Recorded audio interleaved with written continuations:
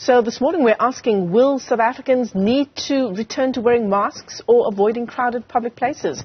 The South African Medical Research Council says there are worrying patterns of SAR-CoV-2 RNA concentrations in wastewater in some parts of the Western Cape.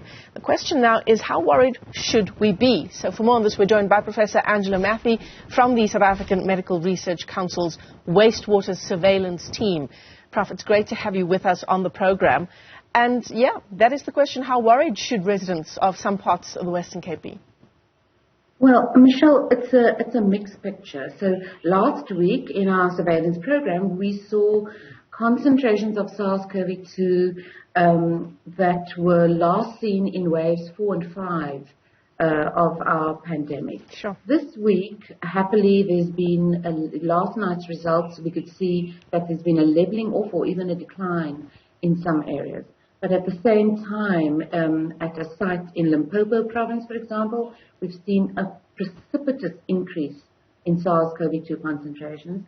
And in Nelson Mandela Bay, we've seen a week-on-week steady increase over the past 3 weeks. So it's very much a mixed picture around the country at the moment. So, Prof, I mean, as part of the surveillance work that you do you look at the wastewater amounts, the concentrations of COVID-19 you're seeing in wastewater, and then sort of compare that to what we're possibly seeing in hospitals? And do you draw some kind of a picture like that?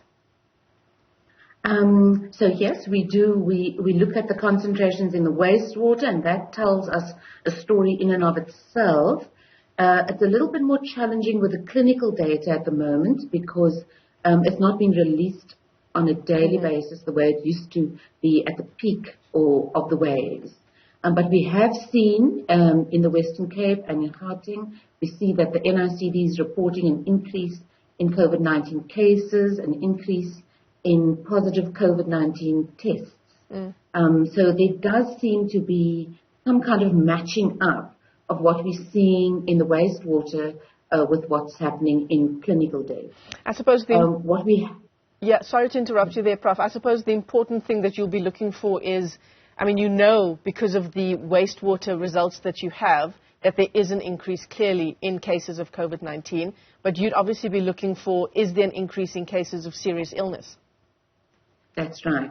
And so we haven't got that objective data. We've just had anecdotal reports from hospitals. And so far, happily, we're not seeing, or we don't have any anecdotal accounts of an increase in hospitalization or an increase, significantly at least, an increase in ICU admissions. Does your surveillance team then also make recommendations to government insofar as what our next steps should be? Should we be masking up again, for example? We share the information with all the local municipalities in the more than 80 sites that we monitor.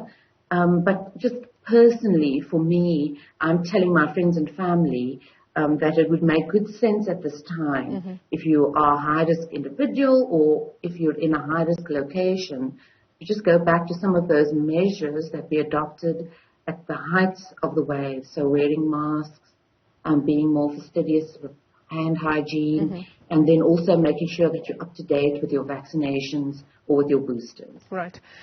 This is not unexpected, Prof, is it?